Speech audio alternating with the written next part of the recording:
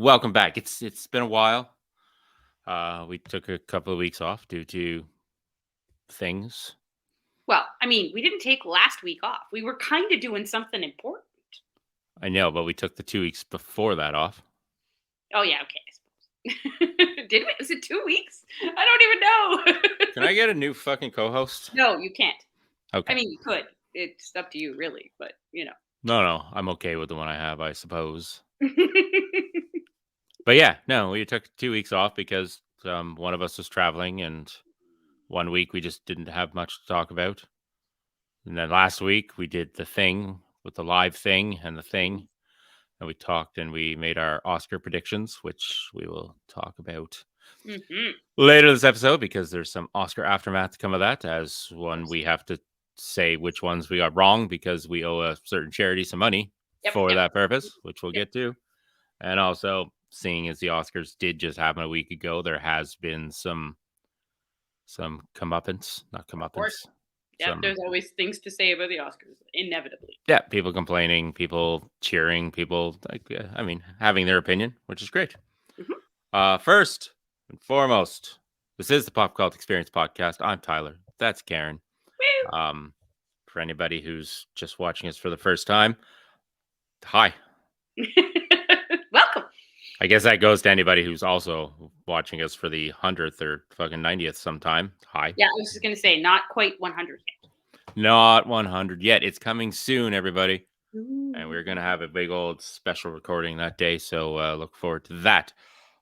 Today, we have news. We have our Oscar aftermath. We have some reviews as we do, and some other stuff that we're going to talk about.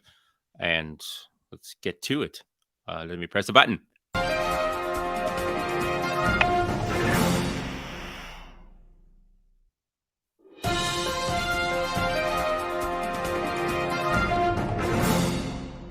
Once wasn't enough.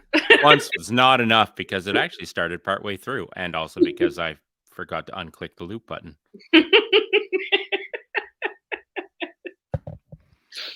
Can I get another co-host too, please? Yeah, you can do all of this instead. You can run it if you'd like. Yeah, I suppose. No, You just have to show up and look pretty. Well, at least I got one of those. I have to press buttons, and I gotta. I mean, I could press buttons, but they would probably just cause problems, if anything. So maybe I should not. We'll just hear all this clicking in the background. So, news. I have some. Okay, share. I also have. Sorry. A lot of mine seems to be comic book focused. No, okay, cool. If you give a shit what Tom Cruise has to say, but he's seen The Flash and personally called the film director to praise it. Okay. So the new Flash movie, which we've talked about in the past, as we've heard early reviews of it saying that it's one of the bestest of the superhero movies, and Tom Cruise seems to think so as well. Well, I will give the dude credit. He does know movies. So, if he was particularly chuffed. But honestly, I think that they are putting a lot of promo into this particular film because the success of everything that comes after this is kind of hinging on it. Because it has been, the DCU has been such a disaster in so many ways that I don't want to get into here because we've talked about it. But regardless, if this doesn't do well and it doesn't sort of bring people back on board into the DCU, then there's going to be a major problem. So I understand them putting a lot of attention on people like Tom Cruise having an appreciation for this. Will be interesting to see what they do over the next couple of months. Now, I'm a big cynic about this kind of thing too, so but it doesn't mean that it's not good. I am also very excited about this film and have been since the beginning. So, I'm hoping that it's all true. But staying with that, Ben Affleck has come out and said that even though his role in The Flash is relatively short, he said that he's finally, after as many movies as he's done, nailed the Batman character. Okay, then. So he's nailed the Batman character for his total 5 minutes of screen time. So I guess if you were ever going to nail a character, That's the time to do it. That's It's the if you're time to do it when you have minimal screen time and it's your last venture as the character. Yep, fair. It's time to do it. Speaking of Ben Affleck in the DCU, Ben Affleck will never direct a film in the DCU. Yeah, I saw some. Or actually, he said in James Gunn's DCU. Yeah, that's interesting. But he also Hmm. said that he has all the respect in the world for James Gunn, and he's sure, and Peter Safran, and he's fairly sure that they're going to do a really good job. I Mm. believe he has something against the way that it all went down, and he just doesn't want to be a part of the mess that's not necessarily cleaned up yet. Yeah, yeah. I mean, it's I probably mean, going I'm sure to. we've talked about this. We're not going to get into it. We're sure that James Gunn and Peter Safran and everything are going to do a bang up job too. But they did walk through the door like a couple of bulls in a china shop Yeah. and make some very big decisions right off the Yes. get go. Yes. And that's shaken the DC world, I guess. Hmm. So, but again, we have to wait and see. They have a like 10-year plan, and that's the way it's going to go. Speaking, of course, of James Gunn, Mm. he is officially named himself as director of Superman Legacy. Yes. Yes. So interesting. Now, is this the fact that this is kind of the big gun of the new James Gunn and Safran DC? So he wants to take the reins himself. Were they having a problem finding a director? Is My assumption is that he just wants to set the tone, right? So it's going to be the first film follow. I'm guessing it's the first film following the Flash, and it will of the be big guns? I believe they have some smaller characters. Like, isn't Blue Beetle from the DC? Because that's coming out this year. okay. And Superman Legacy probably won't be coming out until 2025. Yeah, But maybe. I know that most of the stuff that they canceled and stuff means that we're not getting any new DCU that wasn't already previously planned until Yeah, 2025. yeah, So after Shazam, I think Blue Beetle, which was already done, yeah. and the Flash movie, I think then we hit dead air Well, this is for what I mean. So, like, Blue Beetle would still technically be part of the previous yeah. universe, right? So they can undo whatever happens there if they want. So, yeah, I think of the new he's go it the one that Gunn is going to be directing will be the first of the from the new universe and from the new multiverse basically. And so I think he probably wants to set the stage essentially. Yeah. Which Moving from DC to Marvel. mm, Good news and bad news coming out of the Daredevil series, okay. the new Daredevil series from Marvel. Bad news is that Karen and Foggy will not be returning. Oh, they're not going to come back. Okay. I mean, they hadn't been approached to come back. I was aware of that from previous releases that they hadn't been asked. So, and that's a shame because those kids, like Foggy in particular, he Well, was he was the comic relief, exactly, and he was just and I liked Karen's character yeah, me too. early on, but in Less later so, seasons, I thought she went a little too April O'Neil, I guess, if you'd like to call it that. She was, or maybe she went a little too, uh, what's her name from CSI, where oh yeah, she Catherine. Catherine, where it Yeah. started taking more of a personal turn towards her character, and Mhm.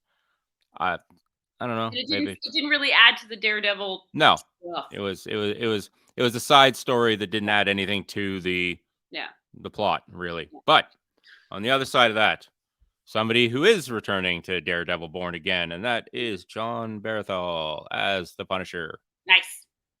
Nice.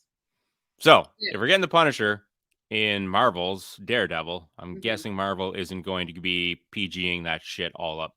I don't think so. And I I heard that they weren't, but I was still afraid that even though they said they weren't going to PG it up, they'd still lighten it up somewhat.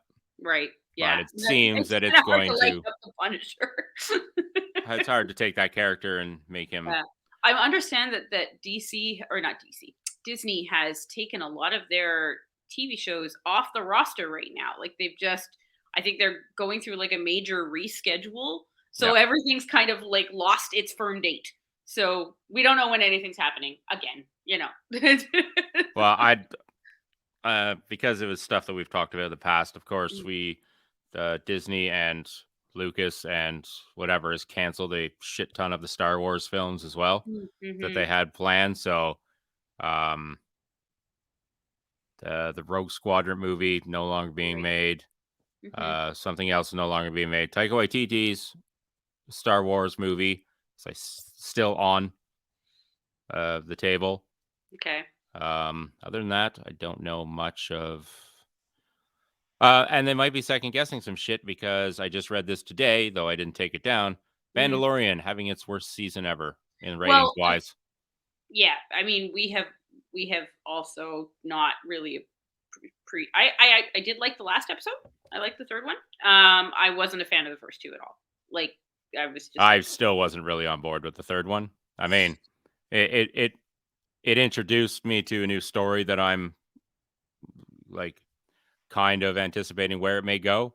mm, But the episode itself didn't fill me with mm. joy, happy, happy I like feelings or I anything. like I like the flying battle and things like this. Of course, like I wasn't actually. Yeah, but I I actually thought the didn't like. flying battle at the end of the first one was better than this one, and you scoffed at that one. I did. I just didn't like the first episode at all. That's Like, fine. so yeah, I'm not surprised that it's having its worst season. I they seem to be very clumsily handling the transition into whatever story they're trying to tell. Because I'm not even clear on what they're doing yet. Yeah, me neither. Um, something that wait, do I have any more comic book news? No. Okay, moving on. Mhm. For the fans of The Expanse, which is us, we are fans of The Expanse. We are fans of the Expanse. There is I believe, a Kickstarter. Yes, a Kickstarter, which I believe has already made its funding. But I mean, if you're a fan of The Expanse and you still want to give more and get in on the ground floor, because then you get all the exclusives and stuff that come your way if you are Right. If a it's whatever. It is. Anyway, it's getting a big old graphic novel. oh, this is and from Boom Studios, as far Yes, as from I know. Boom Studios Yeah. with Hugo Award-winning illustrator Jamie McLevy. Okay. Yeah. So not a huge amount on it, other than it's getting made and is, I'm guessing, going to pick up where the show left off, That was my understanding. Yes. and it'll be right after the time jump and everything. So it is now going to handle, I'm guessing, what the last 3 books of the series that didn't, or the last 4 books of the series that didn't get turned into the show Yeah.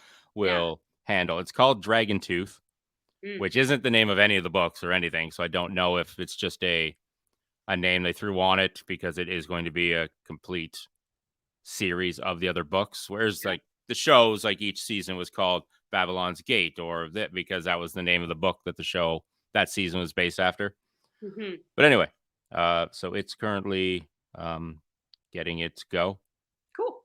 and that'll be fun. I mean, I do like a good old graphic novel if it's done well, and this would probably be a little bit better for those comic book loving fans rather than reading the books. I mean, some people Yeah, some don't. people are a little bit, aren't don't take to that particular medium. So if it introduces if it introduces the story to other people, that's fine. It Yeah. doesn't matter how you consume it. I don't care if you consume stuff by audiobook or regular novel or comic book or whatever. Do whatever. Let's just explore some stuff. Use it, enjoy the written word when you can. Oh, I did have more news coming out of Disney and Oh, Marvel, okay and then. that's that Bob Iger, who of course took back over as CEO at Disney Mm, last year or whatever, um, doesn't want to do sequels anymore. He says that, sorry, not sequels. He says sequels typically do well for them, but do we need a third and a fourth film in certain franchises? mm, So we've had this conversation, and I'm going to have this conversation in a minute because of one of my other news stories. But we've always talked about, things overstaying their welcome and diminishing returns when you go back mm. to the well over and over and over again. Well, it seems that the head honcho at Disney and Marvel and stuff is somewhat feeling the same. That maybe we get 2 movies, maybe we get a trilogy out of something, but then it's good time to move on and tell another story, which works for some things, maybe doesn't work for everything. Because if you have a character like Batman or as you're dealing with Marvel Yeah. superheroes. I Yeah. mean, their stories can continue and continue, Of but course. possibly. So to me, that's why, because we've talked about this before about the drain of the superhero genre, people Mm. getting tired of it.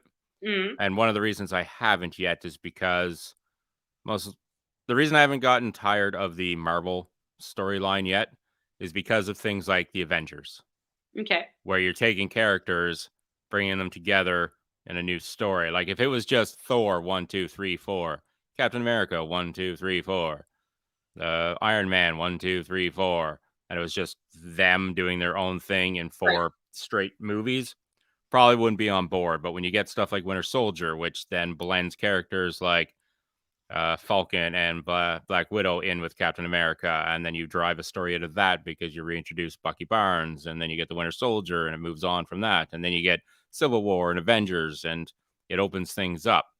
So I feel that his words on ending things at a sequel or a trilogy may work for some franchises, not even Mhm. franchises because they wouldn't be a franchise at that point, but for some movies and characters, but maybe not for all. Yeah. I Because I think don't think you could have one and done like Captain America or like some of your big superhero. Like if this was happening at DC, I don't think they're going to make 2 Superman movies and then walk the away next. from the character forever. Like Yeah. it, so I don't know what he essentially means, but he specifically talked about Marvel Mm. and the fact that they have so many different stories that they can tell out of the Marvel catalog, Mhm. so many different heroes, villains, blah blah blah, Maybe that he's they like, "We're don't not have gonna." to go back to the well. Yeah, maybe they're like, "We're not gonna do another Spider-Man movie." Who knows? But we already know that there is one coming out. Yeah. I think this would be coming also out of Disney because I think that's who is. Yeah, we will not be getting a season 2 of Willow. I saw that. So, but interesting news regarding that. It's not actually like we're not getting a season 2 now, and but the season has been written, Yeah, and so it could end up at another network, or it could just happen later. But they have released the cast, yeah. so that is somewhat. I mean, that sort of to me. I mean, it sounds like it's the death knell, but it's kind of a shame considering that the series was already written, kind of thing. So Well, maybe you it'll come in another form. you Maybe kind it'll of be in spoke the end. on this earlier when you said that a lot of stuff from Disney Plus has been paused, dropped, Yeah, shuffled around. So yeah. I don't know what big things Disney has planned and what they're planning on doing, why shows like this are getting canceled and movies Mhm. are getting put on hiatus and shows are being pulled from Disney Plus. Yeah, I don't know what changes are coming to the streaming service, but obviously I'm guessing it's something big. So perhaps. I guess Yeah, time will tell. yeah. But I mean, I wasn't surprised because it definitely like the show. I still enjoyed the show in the end, and it did quite well on Rotten Tomatoes overall, actually. Um, The one thing I didn't get is I didn't hear much about it. yeah. Well, I think that it There didn't was no get. massive tweets and no, oh my God, spoilers, and no conversations really about it like we got out of things like The Last of Us and The Mandalorian and Rings of Power and uh, the uh, the Game of Thrones spinoff Mhm. there. Yeah. Well, I think that there were some folk that were like the core, like the probably some of the original fans were probably not as pleased with how where it was going, but it might be it picked up some new ones, and the new ones, their voices aren't like it's just not the same kind of thing. So but I don't think it really was able to grab a lot of the original fan base back, but which again a shame because I liked it. I thought it Well, was fun. I'm hoping that massive, and I know this is the way most things go, but I don't think it should go with television as much as like movies. Mm, That massive like word of mouth and social media presence and stuff like that. I hope that doesn't dictate shows that continue on mm, because there's only like a small amount of shows that all of a sudden, as soon as it hits, every single person on the internet is talking about them. yeah, yeah.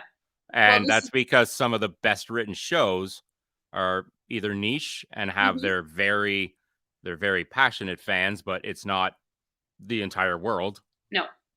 And I hope that television series don't rely on the fact that, oh, we need our show to be talked about on every social media by 700 million people Yeah. to Well, to continue on with the second season kind of this thing. has been a prevalent problem in the last number of years with streaming service run shows in particular, that they tend to cancel them very quickly outright.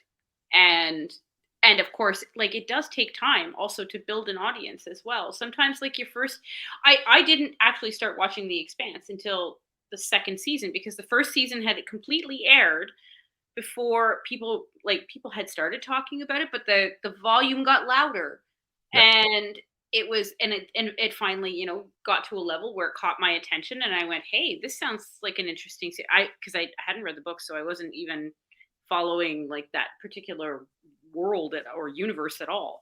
And I'm really glad that they didn't just like immediately cancel it after season one, because it was one of the best shows that I've seen. So I would have been really disappointed if they had just nixed it, kind of Yeah. thing. And even then it still had to fight for its life, because it was still, it still wasn't generating the audience numbers that its host network wanted. And it was like, oh, But it was one of those shows where I could be like, "Oh my god," you don't hear much about it, but then you bring it up to a couple of people. You're like, "Hey, you know, do you know about the show The Expanse?" And they're like, "Holy fuck, that's the best show." yeah, And you're like, "I wouldn't have even known that you watched it." yeah, Like, there's no conversation about it, stuff like that. And I'm not saying everybody needs to walk around screaming out yeah, shows that they watch to other people, but it had that feel that nobody gave a shit about it, yeah. but you ask anybody about it and everybody had watched it. Yeah, And you're most like, "Oh, sci-fi fans for sure had been yeah." were like right there. So yeah, so I think that they frequently make missteps, because it sometimes takes 2 or 3 seasons for a show to really catch on. And if you cancel it after the first one, then you never even give it the chance. Well, some of our favorite shows like Buffy and Supernatural and stuff that went on to like double digit seasons and stuff like Mhm. that.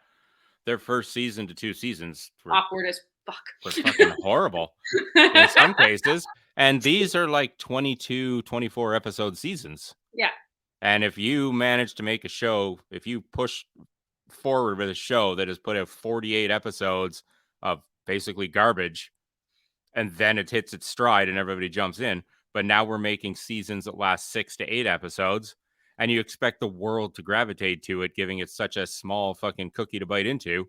yeah, And when it doesn't, you're like, oh, cancel that one.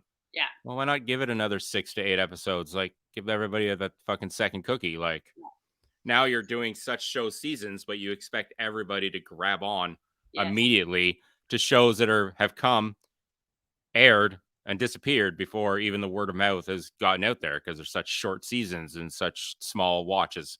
This has been also a very major source of strife in the writing community in in in entertainment, right? Because their jobs are shorter, and they're not nearly as guaranteed as they used to be. Like before, if you got signed on to a show, you had at least a full year's worth of employment.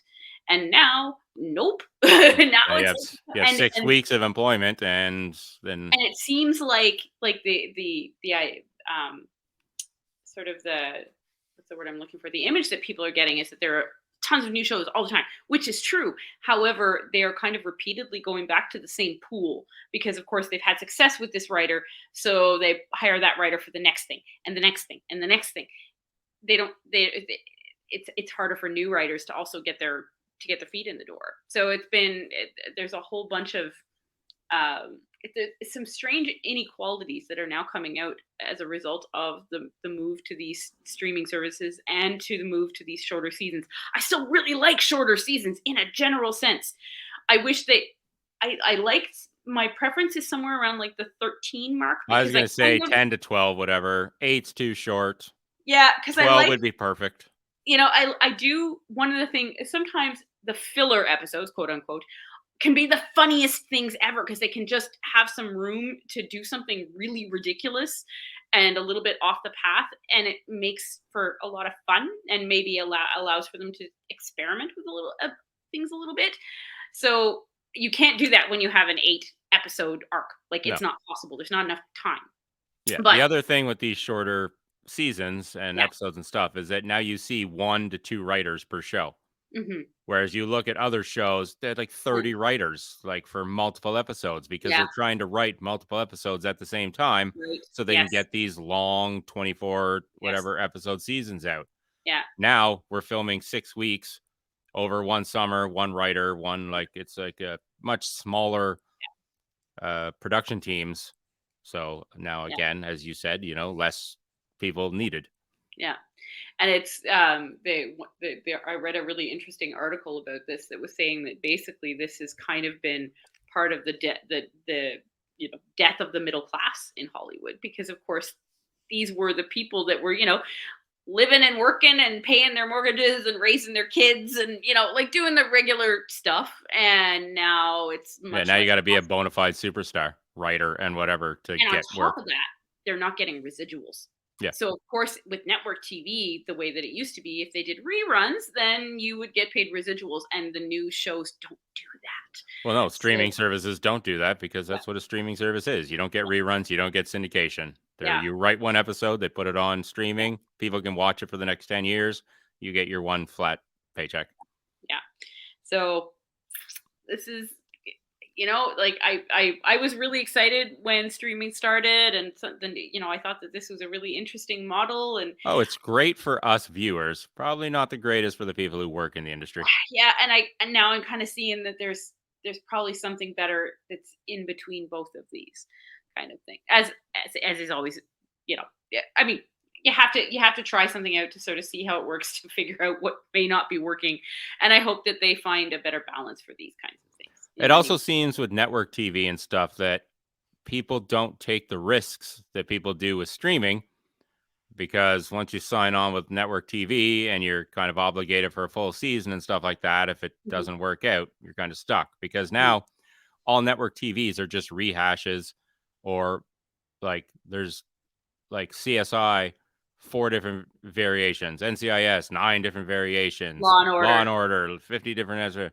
They brought back SWAT, Miami or Magnum PI, and Yes. Quantum Leap, and they're not they're not striving to do anything new anymore because they're afraid to fail with network TV because it's a lot put into something that doesn't go, and then you got to write lengthy seasons and blah blah blah. So Mhm. you don't get anything new and inventive and exciting all basically on network TV anymore.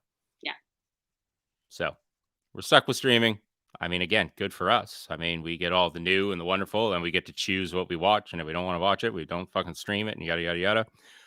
But then that brings up the other topic of why do I pay so much for these streaming services when I watch 1/8 of the fucking shit that they have on there, Yeah. and the 7/8 I don't watch is fucking garbage. But that's a discussion for another time because we have shit to get through. Yeah. Shit like on the heels of Del Toro's Pinocchio winning awards and the best animated Yes. movie and blah blah blah. Mhm. There is now news that he has 2 things in the work. Mhm. One is another animated movie called The Buried Giant, which is Okay. from a book published in 2015, and he's working with the same people that he did on Pinocchio. So Okay. Shadow Machine, the studio there that did the animation for Pinocchio, is I going to be like doing the the idea animation for that. that this is a story I don't immediately know. That's good. I like it. New stories. The story Yay! follows the journey of an elderly Briton couple, Axel and Beatrice, living in a fictional post-Arthurian England in which no one is able to remain long term or to retain long-term memories. Interesting. Okay. Interesting. But after that, he's going live action and he has a cast Mhm. featuring Andrew Garfield, Oscar Mhm. Isaac, and Mia Goth in Del Toro's live action, long gestating Frankenstein movie. I am super excited about that. I heard I was that was If one of the pieces of news that I was planning on to bring into the table too. So yeah.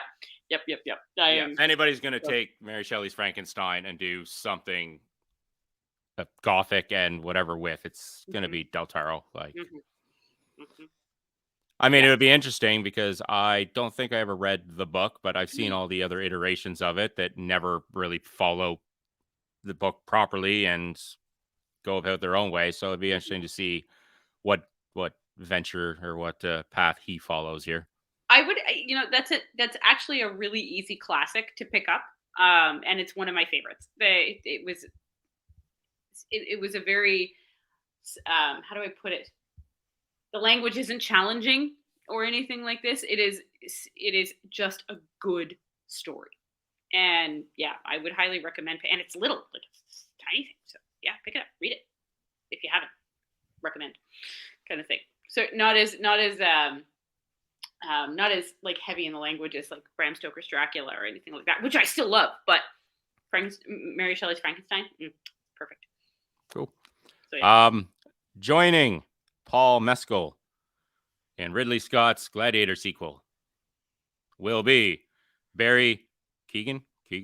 yeah, Keoghan Keoghan, yeah. from Banshees of Inisherin, and possibly looks fairly good possibility Denzel Washington. Interesting.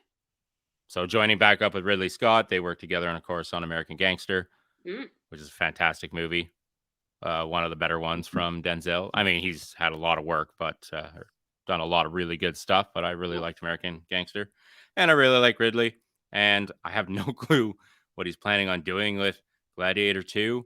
And I'm a little fearful because Gladiator is such a good movie, and I felt one that just alone stood the test of time and will always be a fantastic, great Yeah, film I that I can't. never thought needed a sequel.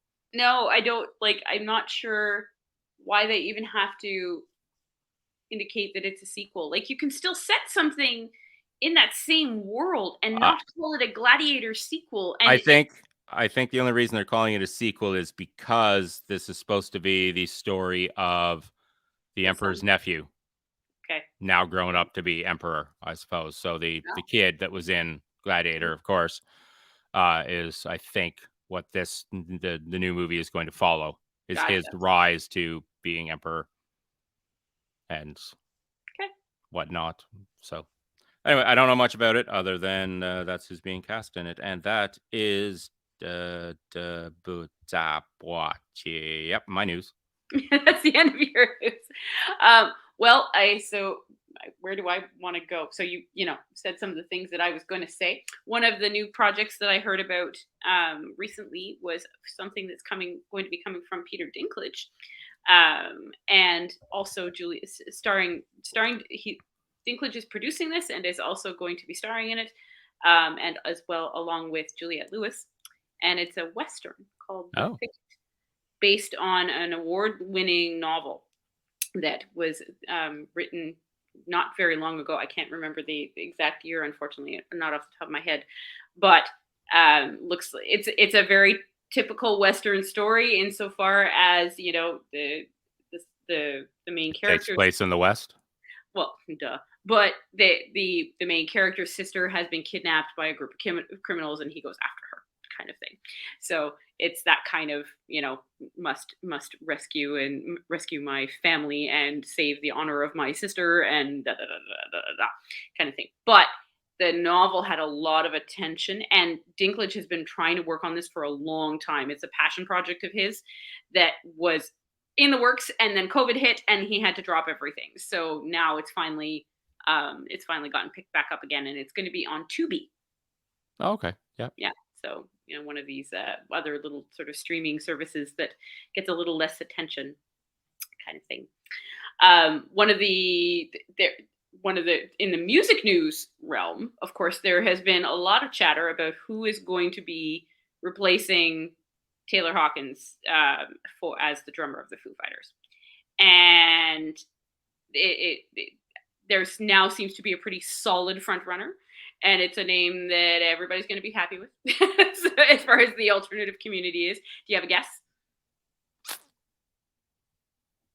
Trey Parker. No. Oh wait, Travis Parker would be his Yeah, name. although his name has definitely been floated out there, but now, of course, Tom DeLonge has rejoined Blink 182, I know, so they're and doing they've their got their thing. own stuff going on. But Matt Cameron, so of Pearl Jam and Pearl also Jam, yes. Soundgarden. So of course, Soundgarden right now is really not doing anything so much, which of course not so surprising.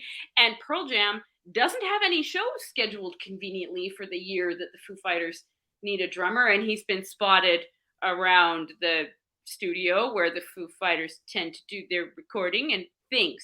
So he's the front runner, and everybody knows, of course, that like the community would welcome him with open arms because Yeah. he's a talented drummer, well known in the circles, and everybody knows and likes each other, kind of thing. So he's the front runner guy for for the next little bit. But of course, it's not a done deal either. So it could be someone else, but Do he's they have to rename the band Pearl Fighters or Foo Jam? Jam Foo?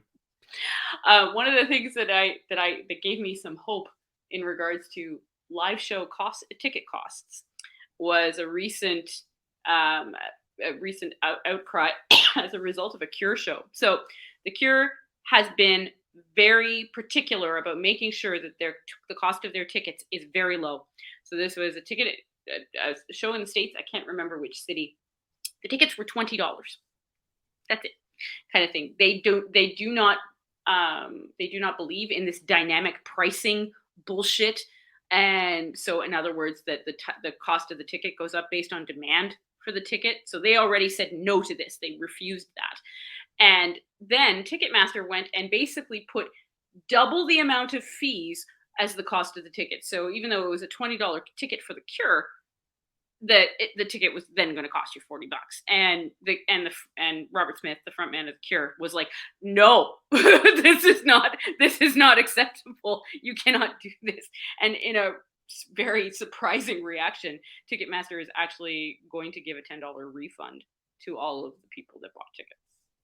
Yeah, well, let's hope not let's hope everybody follows the Cure and Robert Smith. Yeah, Fucking I this mean, this if you're already $1 billion, $1 million bands, do you need to like if you sell out a $10,000 venue at $20 tickets, like mhm. fuck, you're still making a fucking shit ton out of your couple of hours of work. I know there's the travel and everything else. I'm not saying that bands don't fucking do a shit Of ton course, for the you money should they make make. sure that the cost of your tour is paid for and that you get an income from this. Yeah. Absolutely. I have this. You are performers. You are providing a service. I have no debates about this. But your tour manager should know exactly how much these things will cost. You can budget this shit. Like this is a possibility. You don't have to charge like hundreds of dollars for a ticket because you fucking can. Yeah. That's bullshit. So Because I have a name, tickets yeah, for the floor are going to cost $260. Why? yeah, Like, how much are you getting paid an hour? Like, you're on stage for 2 hours and yeah. somebody's paying Not even usually. $260 for that ticket. You're making $130 an hour to, Usually like an hour and a half, yeah, maybe 2 hours. But still, and again, I absolutely think that they should be able to make a living. This is fine, but come on, like when we're talking like $600 a ticket or $800 a ticket or something like this, fuck that. This is yeah. bullshit. And fuck Ticketmaster for trying to be as sleazy and fucking piece of shitish as they are by going, Yeah. oh, you're only going to say, fine. Well, we're going to fucking jack up the fees because we're fucking Because greedy fucking assholes. I'm guessing that their fees are probably normally based on a percentage cost of the ticket, and Yeah. because the cost of the ticket was so low, they just weren't going to make as much money as they fucking wanted to, so they added on a bunch of extra fees that didn't need to exist. Yeah, a So bunch of extra fees to run a website that other people have to do the work to fucking claim their tickets and blah blah blah, and you just basically sit there and do the bare minimum, but yeah, jack up your fees because yeah. it's so hard to do what you do. It seems like bands are starting to take a little bit more of an active interest in this. The Foo Fighters also kind of stirred up some controversy not that long ago because they have um, basically made tickets absolutely non-transferable. So if you bought your ticket Yeah, online, so if people couldn't buy a $30 ticket and then charge $90 to and resell it, exactly, kind it of thing. prevented things from going to StubHub and all of these other kinds of things, which is great to prevent scalping. But of course, like it also can upset fans because if they Yeah, bought, they suddenly can't make it, then you yeah, bought a you ticket know, for nothing, blah blah blah. but this is, I mean, correct me if I'm wrong, but that was kind of the way things were before anyway. It was like Yeah. you bought a ticket for the thing because you planned on going, but sometimes you couldn't fucking go because Oh yeah, life. before all of these, like before fucking Facebook marketplaces and Kijijis and StubHubs Mhm. and everything showed up, like you bought a ticket for a show, Yeah, you went to the show or you didn't go to the show, but you The only thing you could do is like resell it to a buddy for like $20 because they could go. Like there was no way to reach out to a mass market and Yeah, try and like recoup your money or more from a ticket. Blah blah blah. yeah. Yeah, I've done Like, the same thing. I've looked at like Sens tickets, and mhm, on Ticketmaster, this Sens ticket is like $60. These two seats from a reseller for the exact same section, $120 each. mhm. You're like, no, like, but yeah, I hope. I mean, this started a while back with like Pearl Jam refusing to use like ticket vendors and were like Well, selling their own tickets and shit like that to shows. but I think that, like, when Pearl Jam did this, it seemed the volume of that was kind of lost because, of course, at that point in time, CD sale, blah, album sales were still a major thing. Which Now, was hilarious. Wait, CD was not the word you were having a problem with, no. but that's the word that you had to change to say the other word. Sometimes you just have to do it. CD stale, album sales. There you go. We're good. We're good. Sometimes my tongue just doesn't want to do what I want it to do. Anyway, so of course, at that point in time, the direct sales of music were still going strong. So I think that their objections regarding Ticketmaster, they were heard by some, and of course, Eddie Vedder and Pearl Jam in general were well known for being quite activist in general. So some people were like, is it really a big deal? Yeah, it's a big deal. And now they're really starting to see that it's a problem because it wasn't corrected early either. Like Yeah. Pearl Jam was, I think, one of the only bands that I was aware of that was, actively protesting that kind of stuff. So now we have this problem because, of course, more bands are dependent on the money from the touring. And all And bands need to make their money. And all yeah, bands, if you go out on a fucking cross world, cross North America, cross Canada mhm. tour, I'm sure it costs a buttload of fucking money, blah blah blah. By the way, shout out to Civilian, I know. I who saw. is going to be starting their first North American with stops in the States and all across Canada tour Congrats to them. later this year. I'm going to get tickets for their Ottawa show, of course, because I'm here. And on the heels of that, congratulations to Taming Sari for being added to the Blues Fest lineup on the same day as like Yes. Death Cab for Cutie, Tegan and Sarah, Alan Doyle, Brand Fan 3000. Lots of good bands on Yeah. that day. Um, and other news from other bands, Sunday Riot Club Putting in a new coming out album. with some new stuff in the next little while, and have told us to mark a certain date on our calendars for an upcoming show. Blah blah blah, yeah yeah yeah. So just wanted to throw those out there because these are also bands that sell tickets to shows for $20. Yeah, yeah, Go see them, affordable and it tickets. costs you $20. Yeah. So I think But that's yeah, bands, make your money, do what you got to do, but don't fucking gouge us for fucking shit. And Ticketmaster, fuck off, basically. yeah, yeah, indeed. Those are my So two on that. Like I know that it costs a lot of money, and that being like it's not just a lap of luxury. Being like people think being a rock star or a singer or whatever is just woo, we're on top of the world, we're making all Mhm. this money, we're celebrities, shit like that. But there's got to be a shit ton that goes into fucking world tours and cross Canada tours and all of this. So yeah, we expect you to get paid, but I don't think selling out a 20,000 seat venue at $300 a ticket is the money you need to make It just to be it at that depends on venue. the it Like, depends on the cost of the tour. Like, certainly, like, I was watching one of the Graham Norton episodes a little while ago, and he was talking to Shania Twain, and she was talking about the costs of her tours. And she said, tours for women in general often cost more because there's usually more show involved in the performance kind of stuff. There's like but this is to this is on put this them. way. Sorry? Hmm? Yeah, Oh, go ahead. like, this is it's in part choice of the performer, of course. Like, like, Pink does these amazing, like, acrobatic things and all of this, and I think that's super cool. But this is their choice for their brand for themselves, right? But in that same, like, basically in that same interview, she talked about how she toured with her horse, like Shania Twain talked about touring with her horses, and I'm like, Yeah. okay, honey, like, Yeah, I'm not paying for the fact that you want to drag your horses around the world with you. well, Like, apparently people and were, though. also if you're a big band like Metallica and you have massive pyro and stuff, Mhm. I don't need that either. Come out and stage, play your music. fuck off. Like, Talk to us. I That's don't the need thing that we pyro. want I more don't than need anything, right? We want yeah. interaction Get with up on you. stage, play your songs, interact with your crowd. Tell Don't stories. rely on fucking lights and explosions and fireballs and everything to put you over. We're already there because we like you and your music, Mhm. not the cavalcade of fucking thousands of dollars worth of fucking effects and shit that go on behind you. Just Yeah, there's it's pretty rare that I pay that much attention to everything else. It's no. really it's always for me, it's always about the way that the performers interact with the crowd and whether or not they sound good. Like Yeah, like we're and two people out of millions. If I could go to a concert cheaper because they just come out and stage and play their music for me, good. mhm, That's what I need. That's what I want. Jump around stage, play your music, give us a good show, blah blah blah. But I don't need massive size screens yeah. and pyro and different lights for every song. Ooh, this song they're under red lights. Mhm. Ooh, this song they're under purple lights. Wow, that cost me an extra $10 per ticket because they wanted to do this. I like ba- I like bands for their music. That's what I like bands for. If I wanted to see special effects and shit, I go to the movies. Different Yeah. thing. That's what I think. But again, I'm a small I'm one person.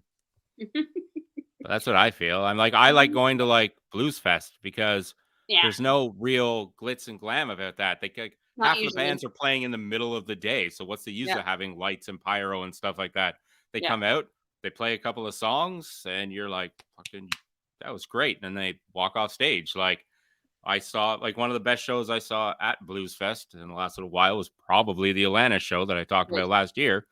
She came out, she threw down for an hour and a half, just song Yeah. after song after song and a song. No big glitz and glam. No, she had a screen behind her that just showed like images that said thank you and whatever. And the only gripe I have on her entire set was a lack of interaction with the crowd. She wouldn't yeah. But she still threw down an amazing set. I got to hear all of her music, blah, blah, blah. It was part of a festival. So I paid $70, but I also got to see like four other bands that day. Yeah. Not $70 to go see one band for the Also listening. yeah, maybe two for the same amount of time that just Alanis played on her own kind of thing. Mhm.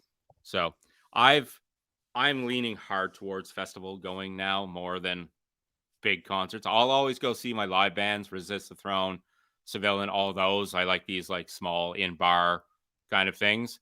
But to go to the CTC to watch somebody play and sit in my seat worried that I can't stand up because assholes behind me are going to fucking yell at me because they can't see the fucking show anymore. I don't think that's my thing anymore. And especially since then you get Ticketmaster on board and you get fees and this and parking prices and everything else. And Mm. it's 100 and some bucks to go see a band now.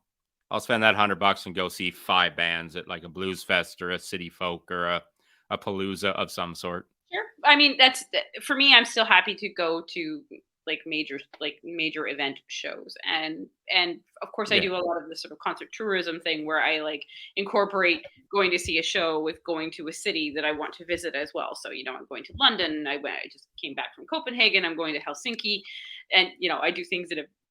I'm privileged to have that opportunity to do those kinds of things. I certainly recognize not everybody can do that. But there are certainly bands that I'm still quite happy to see in large venues, in large venue settings. But I still also want to be reasonable about the cost of the tickets, kind of thing. So like, I get to see Bjork in November, and she's coming to Leipzig, and it was a completely reasonably priced ticket. Like I'm happy to pay $100 to see somebody. That's okay if it's somebody that I think is worth that. But Yeah, I uh, guess my point is who's worth like $100 a ticket well, for me, somebody nowadays. like York is because my opportunity. I have never had the opportunity to see her before, really. Yeah. So it was sort of like, oh well, I'm going to do that because I can. So there's, but I heard, of course, that Bruce Springsteen was touring this year, and I would love to see Bruce Springsteen. Am I going to pay $600 a ticket? No, No. Like I. I'm a huge Metallic fan. I've now seen them like 3 times in Ottawa, Yeah, I think like once in Montreal, whatever. I've seen them enough times that now if they come back to Ottawa, the urge to see him is going to be there. But if the ticket is a ridiculous price, you're not going to do it. I've already seen him. Yeah. then I'll probably have time to see him again. They're not on the verge of quitting. They're not like retiring anytime soon, stuff like that. So, Yeah. but yeah, I understand that there's certain bands that like a retirement tour or you haven't seen them in 10 years, you're going to spend Yeah. the money to, I'm gonna go go see and them. see Iggy Pop because, like, I don't even know how that dude is still alive. So, Yeah. and he's a fucking legend, and his new album's amazing. So, but there's I am choosier than I Yeah, that's it. would That's what. even have otherwise been, kind Yeah. of thing. Anyway, I think that pretty much covers a lot of ground. We talked Well, about a lot. fucking good because we are fucking running long and we still have some shit to get through. Yeah. Well, I think Don't wave your hand around. People are watching us and we are I digging am simply into saying if much they of want their to watch, time. but they can. They can also pause this and go I and do know they can something. stop and pause. I mean, our whole idea was moving to YouTube was to keep it at like that hour mark No, because no, that no. That seems to was be not what the a idea. decent like video is. No, no, no. That was Not not the idea. That not was gonna just happen. No, gonna that go. was the idea. Hmm. You just don't follow suit with the ideas because you think this is easy. It is. I gotta I gotta go through an hour and some of this now to edit it too. We can take things I out. didn't have to I didn't used to have to listen to our entire episodes to edit them. Now I gotta watch the whole thing. Puts me You out. poor Why do I bastard. do this? 'Cause you're Anyway, an idiot. so last week was the Oscars, Last week was the Oscars. and we did pretty well. We did. We did. Combined, okay, there's going to be a disclaimer here. Has nothing to do with the money that we're giving to the charity. We'll talk about that in a minute. But if we had played like best ball, where we both just made our picks and whoever was right out of the two of us, we ended up using their pick kind of thing. We went 10 out of the 12 that we chose. Mhm. Because originally we had All Quiet on the Western Front for international film, Mhm. and then you swayed us to The Quiet Girl. Yeah, mostly not because I actually thought that it was going to win, but because You I wanted thought it it was to win. I wanted it to win, and I enjoyed that film more. So, Hmm. yeah.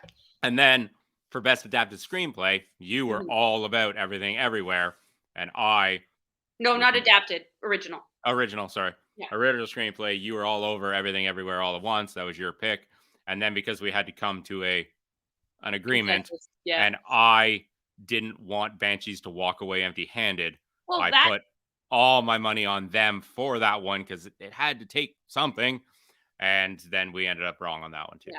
And I'm not I'm not sorry to have been wrong there. I was happy to make the switch because that story was fantastic and it was really really well written, but it didn't get the thing. No. So, yeah. So overall, as a combined group, or as a combined duo, blah blah blah, we went 8 out of the 12 that we voted on.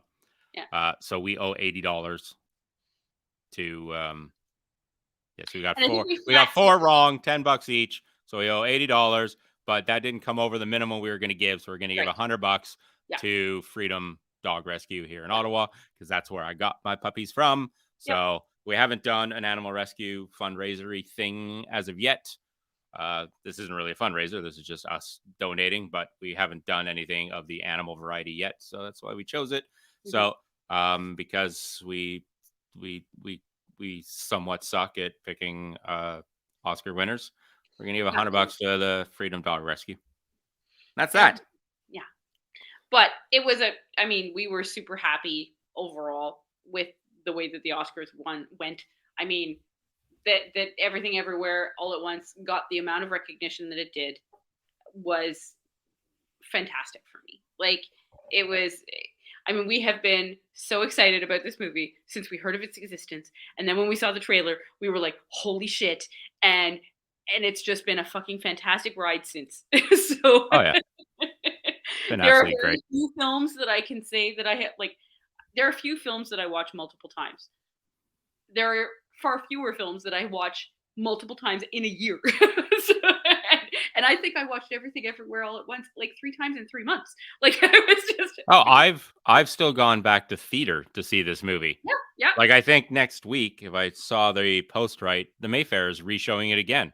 It was What? yeah, I think it was just last week actually. Okay, it was last But week. like it But if was I didn't make it, but if they did show it again, I would probably go see it again. Yeah, Like, it's yeah, one of those films that I don't mind giving my $11 for the Mayfair yeah, to go see. Like, yeah. So, it was great. Michelle's It does benefit from the big screen and everything because it is special effects ish mhm, and action and choreograph laden. So it's a good thing to see. So yeah. So overall, I was happy with everything. Jamie Lee Curtis winning Best Supporting. Wouldn't have called that one, but no, well deserved.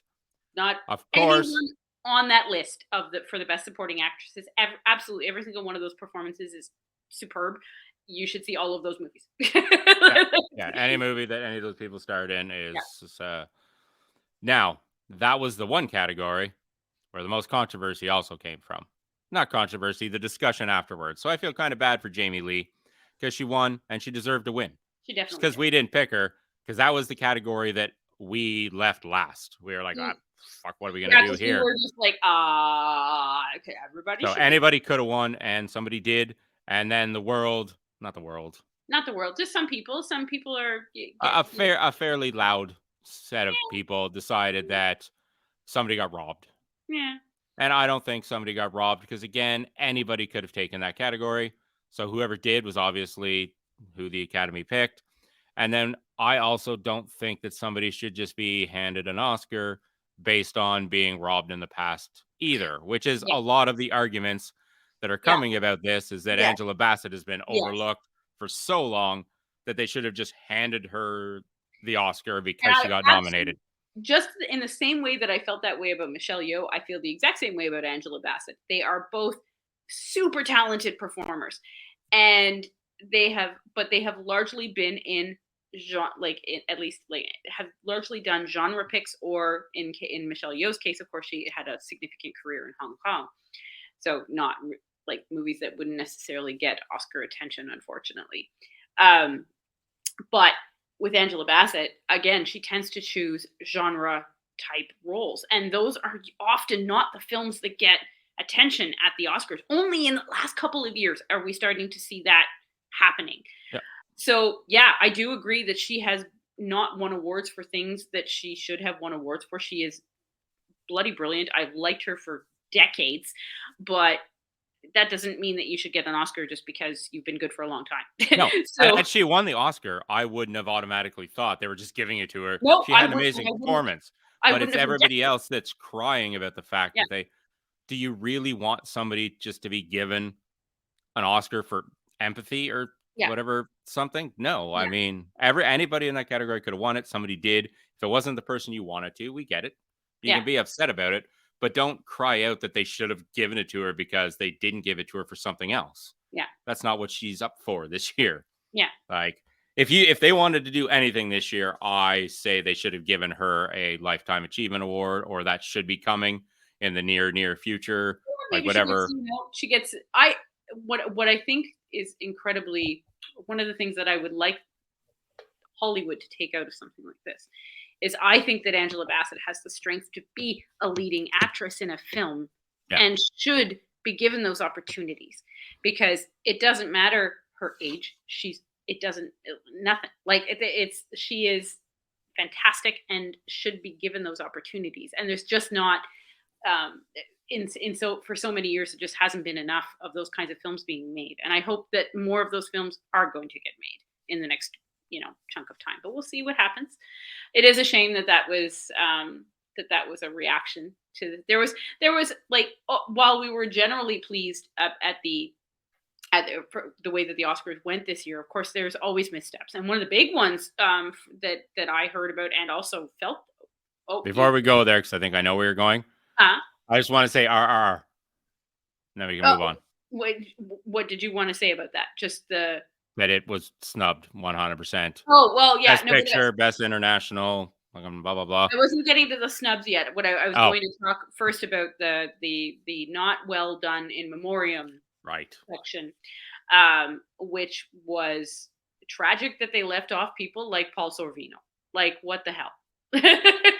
What's more tragic is the way that they're trying to brush it off, we'll say, Yes, like, come on, by just say, saying, "But we left a QR code. If you scan that, you can see all of the." I'm like, "N "You're Hollywood. If one of your own passes away that year, you do what you need to fucking Yeah. do Yeah. to memorialize them. If your Yeah. in memoriam section needs to run 7.5 hours, Mhm. fucking have it run that long.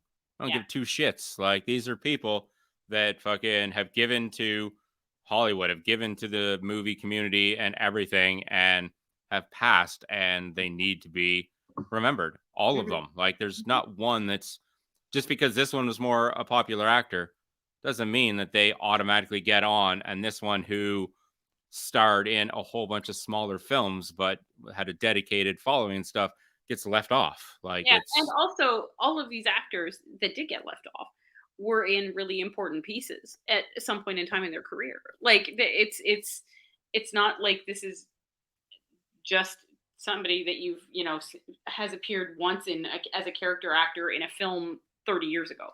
That's not who we're talking about here. So yeah, so that Paul Sorvino didn't get mentioned, that Tom Sizemore didn't get mentioned. There was another actor. Hold on a second. Chaim. now Tom Sizemore. Here's my question, Uh, not to necessarily play devil's advocate. He died in 2023. Would that not oh, make his in memoriam next year's? maybe. Okay, that would be fair. That would That's be pretty much fair. the only one that would be fair then. Yeah. But I mean, I'm not letting him off for that. I'm just saying Yeah. that some of these, if they appear next year, okay, I will give you the benefit of the doubt. But this whole in memoriam thing, this is the one year that people have made a more vocal stink about it. But this Mhm. isn't the first time it's happened. Like, there's rumblings every year about people getting left off and stuff like that. So Yeah, yeah. Yeah, yeah. It's not the first time. And then the other thing I heard about, and this is just today actually, was that there was some upset over the South Asian representation on the performance of Natu Natu. So, oops. And interesting thing. So the one of the comments, they spoke to a number of South Asian dancers that were sort of in the area that had been put forward for the performance and then didn't were not did not participate in this, were not chosen to participate, shall I say. And that one of them commented that, like, for in that while the people that were involved with the RRR itself did not object to the way that the performance was done, the folk that are part of the South Asian community in the United States really felt left out, kind of thing. So it was sort of the reaction of the diasporic community, so the South Asian folk that are living in the United States, that felt like, hey, why didn't we get called in for this kind of thing? And it was sort of, that was an interesting comment um, on that like the folk from RRR itself were just happy to be at the Oscars, whereas the rest of the community is like, hey, no, like that's not okay. I mean, I really did like the performance, but I had not paid attention to that, and because I, of course, like in my head, I was thinking about the fact that in the movie, it's largely Europeans that are performing the dance as well, yep. because it's a scene at the party, like it's a battle against the white folk, Right. right? Kind of thing. So I didn't think of it in those terms. So yeah. Yeah, I mean, just re-performing the dance on stage, you're not performing the narrative from the show, Hmm. so you don't have to follow that staple, that example No. of what was Yeah. going on there. Yeah. Yeah. Indeed. So yes. So that's kind of the end of the controversies that I'd heard. But yes, there were definitely, aside Well, from the big one of ones. the controversies actually leads us into our next quick point, and Mhm. that is the lack of female representation in the directors category, Yeah, which we talked about on our live stream. But if we you weren't did. tuning into our live stream, then Yeah.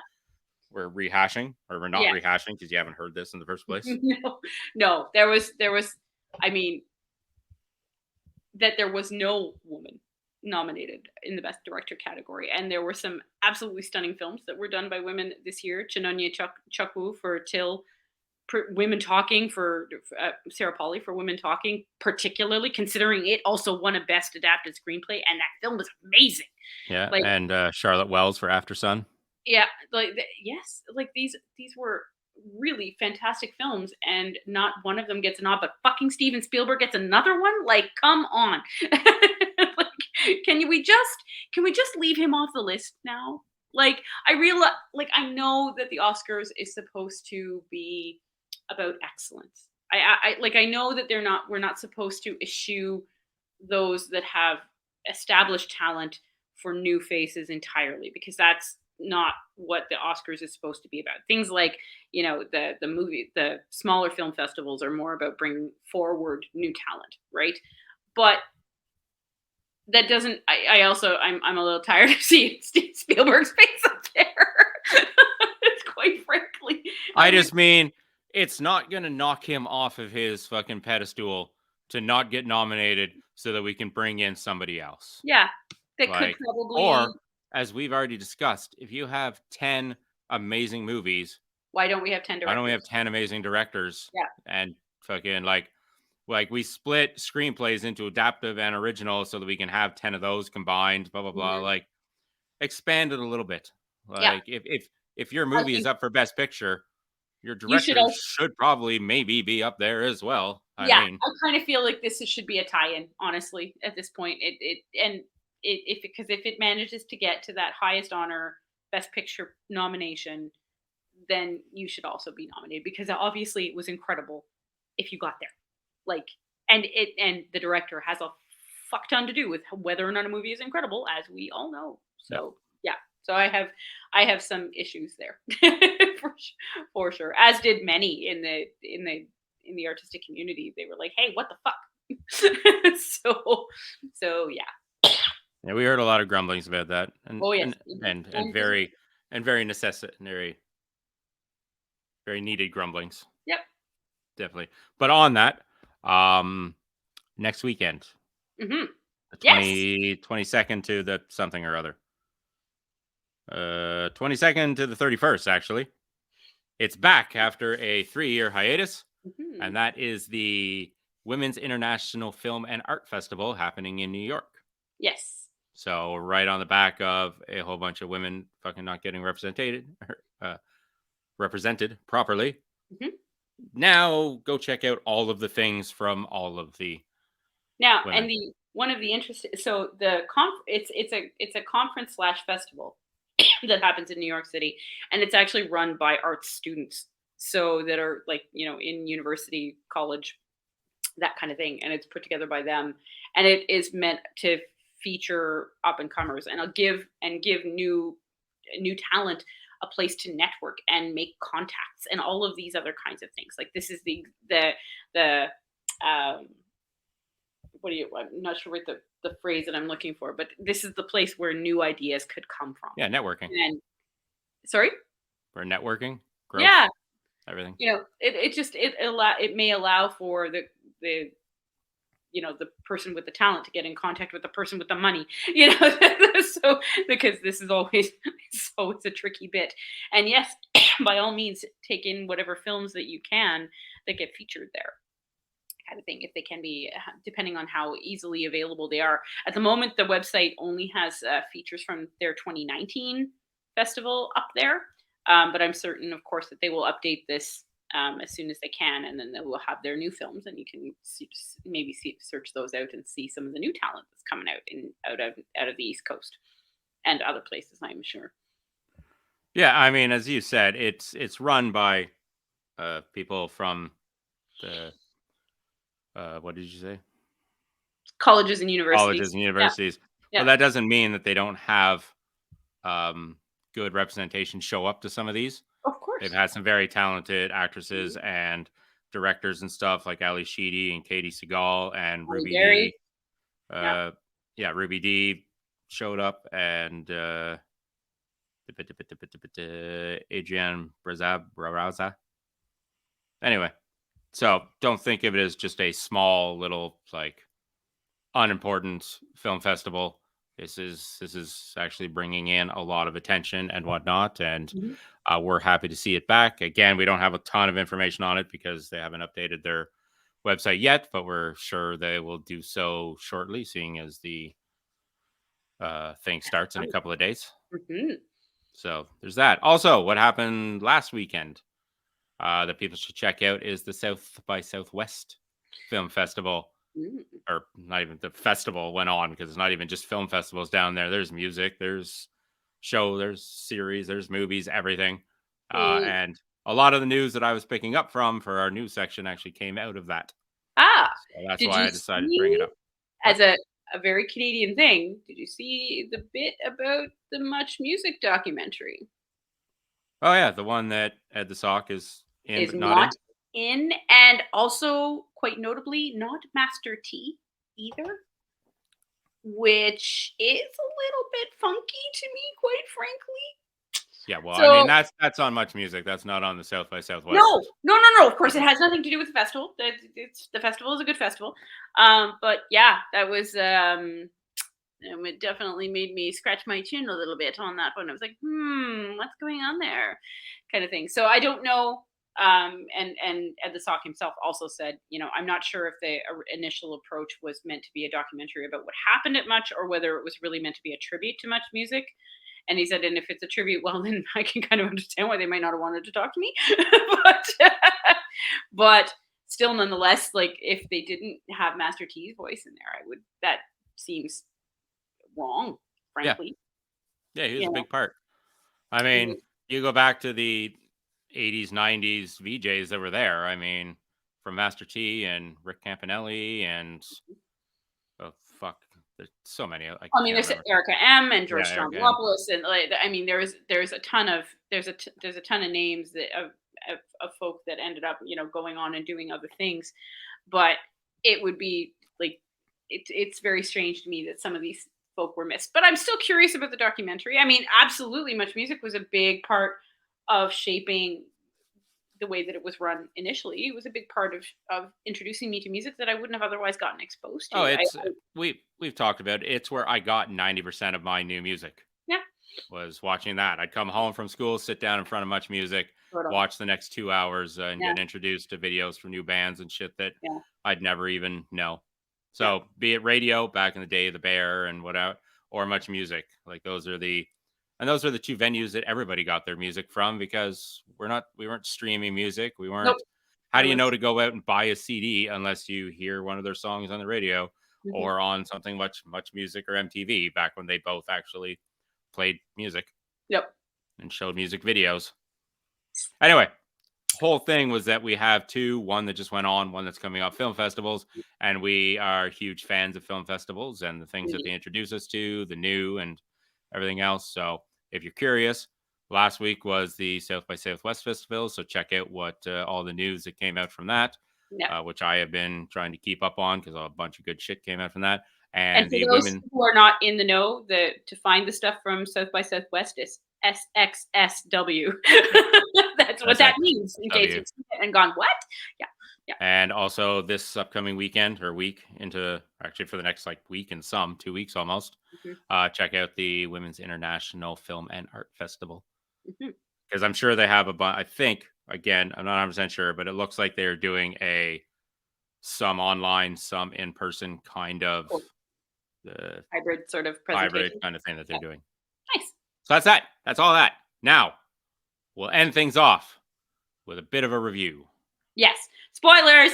Oh, Spoilers! yeah, So and a many bunch of spoilers. spoilers because we're going to be talking about The Last of Us. It's been a Yeah. week since it's over. If you haven't watched the finale yet, uh, press stop on this video right now. We'll give you a couple of seconds to do so. Okay, now that those fuckers are gone, Yeah, we can get into talking about The Last of Us, which brilliant fucking from basically episode 1 to episode 9. yeah. I Not too many missteps. Great show. Followed the game exceptionally well. Few missing things here and there, but that I didn't feel really took away from the enjoyment of the show. Oddly enough, my only misstep in the entire show I thought was the very last episode, which should have been probably your big episode, and I felt it. The ending, the hospital scene, everything else I thought was very well done. I just thought it was missing about 10 minutes, yeah, of which is build up. funny That because was it was the shortest episode. Coming in it. at only 40 minutes, while all the other ones were between 50 and an hour. The one episode that's only 43 minutes long, I feel they needed about 10 extra minutes in, Mhm. and of really nothing. I just wanted more of an interaction between Joel and Ellie after the events of episode 8 and David and everything, Yeah. to leading up to what then happened at the hospital. Yeah. I just They felt that it was almost too quick and we didn't get enough of the pulled back and upset and the traumatized Ellie. yeah. It was like she was almost snapped out of the trauma that she just went through Mhm, at the end of episode 8 to suddenly just being fine and we mhm, were moving on kind of thing. And I thought there wasn't enough building and storytelling in her sinking into herself and second guessing what they were doing and everything to to carry episode 9 to the huge climax that did, of course, and the decisions that were made and everything that happened. mhm.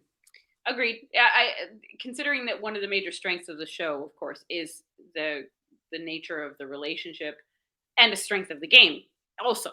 But the relationship between Joel and Ellie is the central part of that whole show, right? And the whole and also of the game.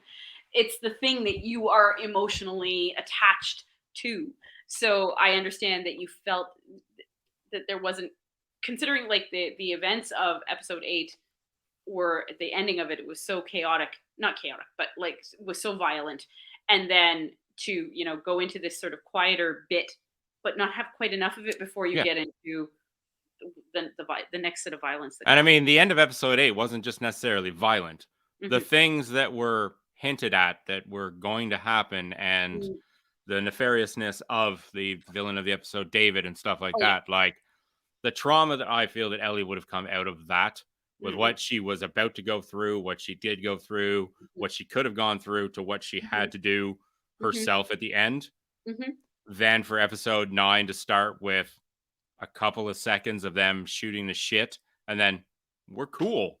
Yeah. It just I've and I mean that's a long straw. I mean they weren't just cool, but it just it there didn't seem enough.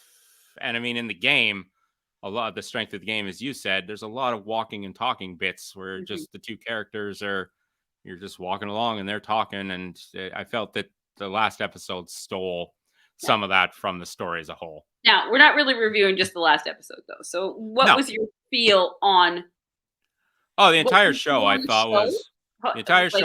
well done. I liked the build up between the connection and the I guess father daughter, as you'd like to put it, Mm, connection between Joel and Ellie and the way that they built it through the entire story. I liked, of course, like the David, not the David, sorry, the Frank and Bill episode. They came out of nowhere, mhm, basically not even a part of the game, but right. ended up being one of the strongest episodes because we gave a story to a character that you meet in the game, but seems like an interesting character, but you don't really get any of his backstory. So to give him a full backstory, I thought was great. Um, th- there was some episodes that I felt were rushed overall, but again, I'm coming at it from somebody who's played 20 some hours of game and everything else that went along with it, and there was a few missteps. The game itself has a lot more clickers, which Mm, they took out of the show because my guess is for the first episode of the show, they wanted it to be on the character building between or the bond. connection, the building Yeah, between Joel and Ellie yeah. and the human side of what goes on in a post-apocalyptic world. Always that's the main issue, right? It's not humans are the real monsters. It's not the any other type of creature that could possibly be affecting our universe. Really, we are far worse to ourselves. Yeah, And and in the game, the clickers when they first make their appearance, it's mhm, off, it's set, it's on, it's unsettling and whatever. mhm, But then once you figure out how to get past them and stuff like that, they become the least scary part of the game. And it mhm, is the people like David and it is the people that you meet in the game and the little bandit camps that actually drive the game forward and put you off, really. mhm, So I guess the show doing the same thing made sense and worked. Overall, I don't think it misstepped too much. I mean, I would have given pretty much every episode an 8 or higher mark. mhm, Uh, it opened missing something and it closed missing some, but it really caught its stride like 2 to 8 kind of thing. Like mhm, in that middle section, they hit it all. Adding the those left behind section with Riley and Ellie's episode in the mall was, I thought, a really good addition too, because that's not in the main game. That was a Okay, DLC thing added later, which okay, gave you some background into, of course, Ellie and why how she became. great. So was that your favorite what was your favorite sort of surprise moments since you were coming at it from the perspective of a But game player? What was unfortunately, your I favorite didn't get any surprise? surprises because I knew everything. Yeah, but you didn't because you didn't know the Frank and the Bill episode, and you didn't know No, but the there was no the surprise in the Frank and Bill episode. okay. There wasn't a huge reveal or anything. It No, was a no, very okay, but, like, it was what a was your slow, drawn out episode that came to sure, a conclusion that I figured was coming and okay, whatnot. It wasn't the show never surprised me. It was okay, just okay. well written and good. I was more saying, like, favorite moment, like, th Well, that's that not you what you said. you You didn't said let me biggest finish my surprise. sentence. You So, a moment that you didn't know would be coming because, of course, it wasn't part of the game. What was your favorite bit? Well, the only part that wasn't part of the game was Bill and Frank. But also the bit with Riley, you just said that. No, that was in the DLC, which I played. Oh, okay, sorry, I misheard. Alright. Yeah, the Riley and Ellie moment in the mall is a fully playable chapter that came out as a DLC after the game released. So I I see. played that too. Okay, And you basically do what happens in the thing. You just walk okay, around the mall and play with all the things that go on in the mall. And then it's very story driven. You okay. deal with like the clicker at the end, and then you get bit, and that's where You're you're. also Melanie Linsky's, Yeah, character. she was new, but I don't think they did enough with her, to be honest. A one episode arc Yeah, yeah, basically with her yeah. is probably not what you wanted for a character that she came out of the gate so strong, and Mhm, like she was going to be like a huge nemesis, and and I thought that her storyline was very quick, and though the two episodes that she was half in kind of here and there mhm. were well done, I don't think her as a character was overall that like it. Until you mentioned her, I had somewhat forgotten that that was an entire thing. I remembered Henry and Sam more than I remembered her. And Well, I mean, again, that's Henry because and they're part of Sam's the game. They had like a. I don't think her ending was strong enough, and or sorry, her storyline was strong enough to open, or her ending was strong enough to close. I wonder though because now see, you have like for you watching the show, you would get reinforcement from the things that you had already seen, right? Yeah, Whereas for me, having not done either, like having not played the game, for me everything was new. yeah, So whether I identified with a character or not was really going to be on on the strength of based the on the show writing itself. of the episode, right? And I was So about to ask, as somebody who hasn't played the game, what you thought, but then you had to jump all over my intro, make it seem like I wasn't going to ask, and then I just didn't care. he doesn't care. No, I'm kidding. As somebody who's played the game, the show played out as it should have, and I was happy for that. That's all I can say is that they did things That's good. they should have Yeah. done. They didn't rewrite history. They didn't take away things that gamers would have been fucking pissed about or add too much in that gamers would have been pissed about. They kept the story as it basically happened. Yeah. What was your favorite episode though, in the end? Favorite episode? Mhm.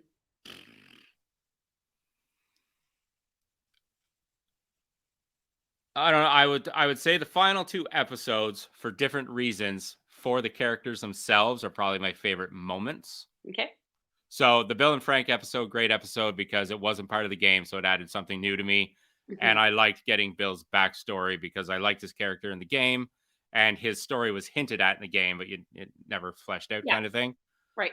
Um, the opening was great, but if you play the game, you knew it was coming, so Mhm. it took a little bit of it away from you. But the arc, not the bit that where Ellie really shined was, of course, in episode 8 in her Mhm. fight against David and everything that went. Like we saw her grow and deal with stuff, and she was her her sarcastic and foul mouth self, and it added to that. But episode Mhm. 2, because the lack the the the hiding your fear behind your like your words and stuff like The that, like you Bravado. that Yeah. yeah, that came through. And then of course the hospital scene for Joel. Mm. Uh, being that I wasn't playing at this time and just watching it happen, I thought they did a really exceptional job about how they brought everything down. And we were basically like inside Joel's head where you could barely hear gunfire. He was just so blinded by his His need to, desensitization was coming through. yeah. Yeah. So going back to the fact that he was at one point in time a killer and did the kind of was reintroduced, but also that he had a one single solitary thing consuming his mind Yeah. and nothing was going to get in his way. I thought they really did a good job of his rampage through the hospital Yeah. very well. So moments that it ended strong for me with those last two episodes for the characters themselves, minus Mhm. that one little slip up. Yeah. Everything else was great, but it was that show is what I would call one lengthy build to the two really big payoffs at the end for each character Yeah. kind of thing. Yeah. Yeah, yeah. So as a person who hadn't watched the show, I thought it was extraordinarily well done. And even as a scientist, I actually really appreciated the way that they did this. Because I do tend to do a lot of focusing on microbiology, and I thought that they presented it in a pretty reasonable way, in fact. Um, and the but my I would say that my favorite episode in the end was probably episode 8. That would have the penultimate episode was my big one. I absolutely love the Bill and Frank episode. Of course I did. Like, how could you not? It was just such a beautiful story, and I didn't expect this little island of love and hope in and amidst the chaos of the apocalypse that was happening everywhere else, right? Yeah. Like, I never saw that coming, so I was just completely like blown away by the whole damn thing. And they were I it was just a beautifully done episode. But 8 was the most horrific. And I mean, of course, I'm watching a show about an apocalypse. I'm definitely in there for some of the horror, and that was truly the most. The between the threat of the threat of the clickers, sure, but really the threat of other human beings against one another, and how but it was how they told the story, because of course at first something's not quite right, but you don't know to what degree, and it sort of slowly gets revealed to you as you move through the episode just how fucked everything is. And I thought that they did a really great job of sort of slowly opening the door a little bit further and a little bit further until you could really see the lay of the room, like read the room, and you were like, oh god. Yeah. I'm So in the game, you didn't get the backstory of the mm, community and David. right. You met him when you were out doing your hunt, which Mm, they showed in the thing. right. Yeah. Then you get caught as they showed in the thing, and Hmm. then you wake up in the cell and everything. Hmm. Uh, so in the game, you don't get the same buildup of realizing what's actually happening in that Okay. community Right. as they showed in the series. So Right.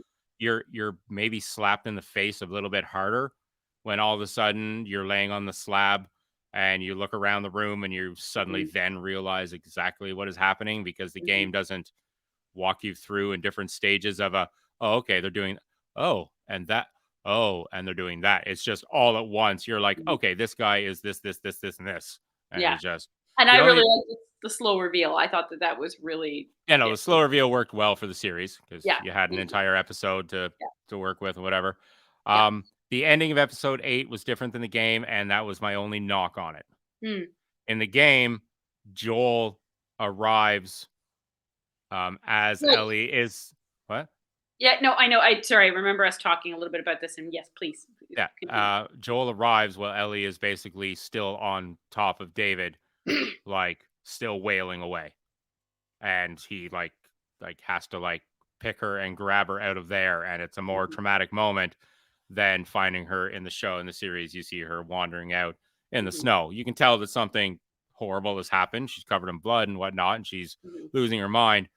But I don't know if I preferred the fact that Joel didn't might not have even ever known what had Mm. happened in there because Mhm. again at the start of episode 9 they don't tell you, they don't let you No, know it's that if true. Ellie told Joel exactly what had happened in there, True. We don't whatnot. know, and maybe that's maybe that's an implication there that he won't be aware of what happened to her there. Maybe. Whereas in the game, he literally walks in on But he it, would. Yeah. and I think that worked better in the game because from that point on, you know now how like you really get the understanding as the character that you are how fragile she's gonna be over the next little while. I mean, she Right, and basically also just macheted somebody 30 odd times. Like yeah, she's obviously out of her mind at that moment. So yeah, so and that was the also only difference in episode 8, really, that I was like, it worked both ways. I liked how it did it in the game. I liked that you came in on that because then you knew the horror and everything. And the game, it worked because it's like both characters are still hiding shit from each other. mm, Like they're growing this relationship, but they're still possibly keeping things mhm, from each other. mhm. And that's I was only if Ellie didn't tell Joel.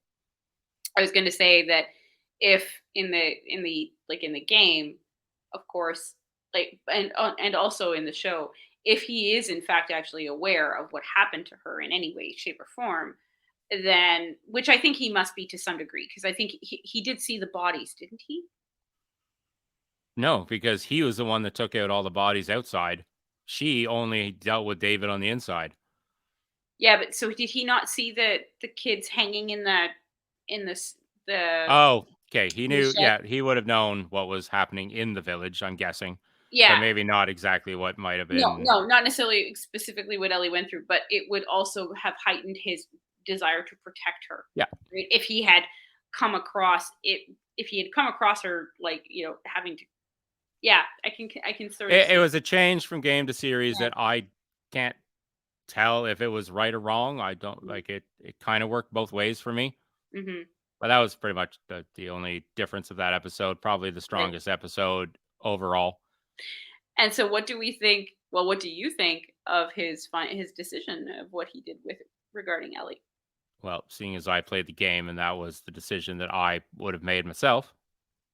And in the game, it feels so much better to do Mm, because you're literally one that has to pull the trigger on on event the like fireflies. Yeah. on the guys that are walking you out of the hospital, Yeah. on the doctor, on what's her name? Marlene. Yeah. Marlene, everything. Like you're controlling Joel at that time. So Mhm. yeah, I mean, I understand it. I would have probably made the same decision, but I am very used to and known for making the wrong decisions in life. So so if I I agree with a decision, it's probably the wrong one. well, I was gonna say, like, for me, I also understood his motivation because she was not aware that this was part of the deal, Yeah. right? She did not know that she was giving up No, her. but we've had this sense all through the show and right up to the end that she would have done it anyway She probably would have. Yeah, yeah. because she always talked about just having a purpose. And I feel that if the end of her life had have been her purpose, she would have Mm, accepted that. yeah, So it's but a tough call because now Joel has stolen her purpose away, but nobody at the other side told her that her purpose would be the end of her life. right. Yeah, So, yeah. but So I that leaves it up to Joel waking her up and being like, "Okay, so here's what's going to happen. You're not going to live through this. Make a choice," yeah, and that doesn't make epic storytelling. yeah. So, But I wonder if that'll end up being a thing that gets talked about at all later. We'll have to see. See what happens with season 2. well, some of us will have to see. Some of us has played part 2 of the game. Some of you already know. Some Oh of us god. already know. And that's why I'm afraid of season 2 of the game because I know how the second game plays out. I don't know Mm, how they're going to do the season. They've already said that they're planning on breaking the second game up into like almost 3 seasons possibly. Jesus. That would work a lot better Okay. because then a lot more of the characters that you come across play that have some substantial stake in all of this Mhm. could possibly get their own season, as Gotcha. you would say, and I think that's necessary Okay. Well, because we'll there's characters that you come across whatever that aren't around for the long haul, mhm, but make him an impact. make enough of an impact where I think if people were just watching the show without playing the game and these characters came and went as quickly as they do because they actually if you shrunk the game down into one season, we'll say these characters would be like a test, like a 30 minutes in one episode kind of arc, and that's definitely not enough for some of these characters. So I'm thinking that breaking the second game up over uh, a couple of seasons. Also, one of the main happenings that happens in the second game, which I will not say, Mhm. if it happens too early in the series, it'll lack uh, the amount of impact that it should have, Okay. and I don't know if it'll sway some of the watchers of the series who have played the game away, Okay. or the other way around. The people who haven't played the game see this there's like two or big moments. If they happen too soon, I think that might actually drive some people away from the show too. Okay. They'll probably come back around, but it's one of those things. Like if you really disagreed with what Joel did at the end of season one, I wonder if people are so either against or whatever that they may not tune in for season two because they just rightfully disagree with the choices he made. Because some people attach themselves to Yeah. this type of stuff in that way, kind of thing. Mhm. So you never know. But anyway, season 2 and 3 and whatever, game two should be interesting. It's bigger. It's it's more than what the first game was. So I can see them breaking it up into multiple seasons. Yeah. I just don't see where they're going to do it We'll because it figure it out. doesn't We'll find play it. out in a normal linear fashion of sorts. Right. It's kind of all over the place. So it'll be interesting to see how they do that in a series. Yeah. That's it. That's all. Agreed. So, but the opinion from someone who has played the game and someone who has not played the game, except for like the very very beginning, was that it was super well done. Oh yeah, like probably the best TV I've seen in 5 to 10 years ish. Yeah. Yeah. Ranks right up there with like The Expanse and stuff, with expert storytelling, slow burn episodes. Mhm. Doesn't have to be all loud and in your face and clickers around every corner. Same as like No. The Expanse wasn't Star Wars. Didn't have huge battles happening every single episode. It was really well done storytelling with just enough moments of shock and action or whatever to fill up where it to move us forward where it needed to. Yeah. Yeah. It's like a 9 out of 10 for me. Yeah. I can't say I would argue with that. Yeah, I'd give it 9 flying fucks. Again, it probably would have gotten a 10 had one or two things Been a little different. been a little different. That's Yeah. it. You're not Makes going to be sense. disappointed. No. Well, also, if you're still listening to this, then you're going to be disappointed because we gave a shit ton away. So we hope that you weren't disappointed because you would have already watched the show if you're currently still listening to us talk about it. Because we gave you a big spoiler warning at the start A of lot this. of them. So many spoilers. Yeah. So if you got to this point and you're like, well, fuck you two, don't blame us. Yeah. You knew it was coming. It's a show that you can't review without giving it away, which is why we waited till the end and a week passed to give Mhm. everybody a chance to watch it. Blah blah blah. It's hard to not talk about this and review it properly Mhm. because most of the stuff you want to talk about are the big moments that made a huge difference or impact. Yeah. Anyway, So that's enough. if you really liked it, we'd like to hear your thoughts on The Last of Us. Definitely. Um, Or if you if didn't. you Mm. yeah, if you haven't watched it and you're now listening to this after you went back and watched it before listening to this, then we'd like to hear from you too. Anyway, you're probably going to want to watch this episode in parts because Jesus, fuck me, Christ.